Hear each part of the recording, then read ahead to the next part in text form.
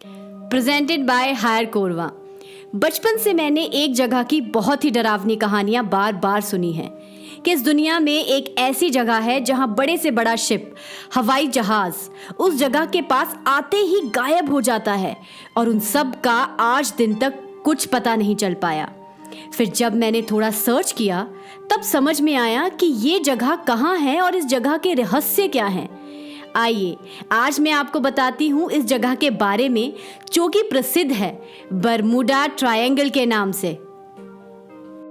और ये जगह अटलांटिक ओशियन में फ्लोरिडा, पोर्तो रिको और बरमूडा के बीच का हिस्सा कहलाया जाता है।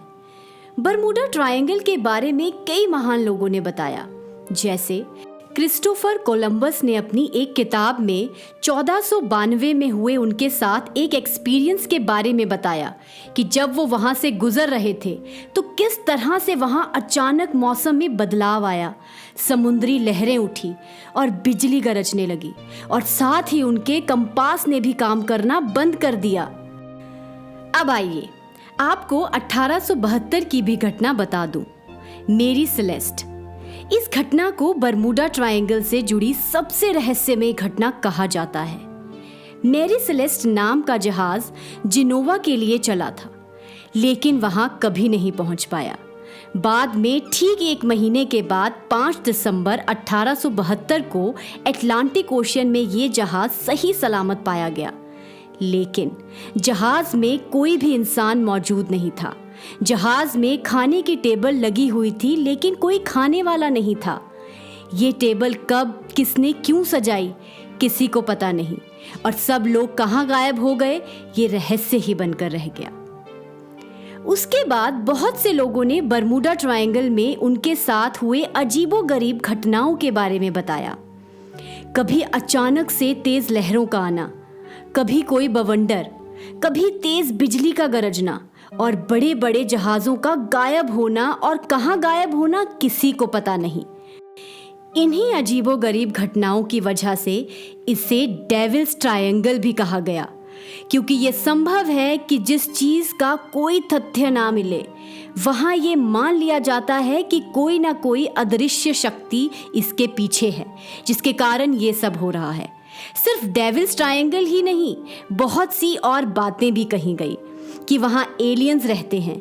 किसी ने कहा कि वहाँ पानी का अद्भुत सा बहुत ही बड़ा बवंडर आता है, और कईयों ने तो ये भी कहा कि वहाँ सी मॉन्स्टर रहता है। बरमूडा ट्रायंगल को कई बार धर्म और अधर्म से भी जोड़ा गया। अच्छा चलिए अब हम आपको बरमूडा ट्रायंगल से जुड़ी कुछ और घटनाओं के बारे में भी बताते हैं। जैसे 1918 USS साइक्लॉप्स, ये 542 फीट नेवी शिप है जो कि अब तक का US नेवी के इतिहास में सबसे ज़्यादा नुकसानदायक साबित हुआ है, जिसमें 309 क्रू और बहुत सारे माल के साथ ये शिप कहाँ गायब हो गया किसी को पता नहीं चला, और ना ही कभी इस जहाज़ का मलबा मिला। 1945 को नेवी के 5 फ्लाइट 19 के हवाई जहाज बरमूडा ट्रायंगल में गायब हो गए, और जब 13 क्रू की रेस्क्यू टीम भेजी गई तो वो भी कभी वापस नहीं आई। 1972 को जर्मनी का एक जहाज बरमूडा ट्रायंगल में कहाँ गायब हो गया कभी पता नहीं चला। ये तो मैंने कुछ ही घटनाओं के बारे में आपको बताया, लेकिन इस तरह की बहुत सी घटनाएं कई सालों से चली आ रही हैं, जिसमें 75 विमान, 100 से भी ज़्यादा जहाज़ों और 1000 से ज़्यादा लोगों के साथ क्या हुआ किसी को समझ नहीं आया। देखिए साइंटिफिकली अब मैं आपको बताती हूँ कि वहाँ होता क्या है। बरमूडा ट्रायंगल के नीचे ज्वालामुखी हैं, और जब भी ये ज्वालामुखी विस्फोट होता है तो यहाँ से बहुत ही जहरीली गैस निकलती है, जैसे मीथेन, और ये गैस जब समुद्र के पानी से मिलती है तब पानी की डेंसिटी कम हो जाती है, जिसकी वजह से जहाज़ डूब जाते हैं।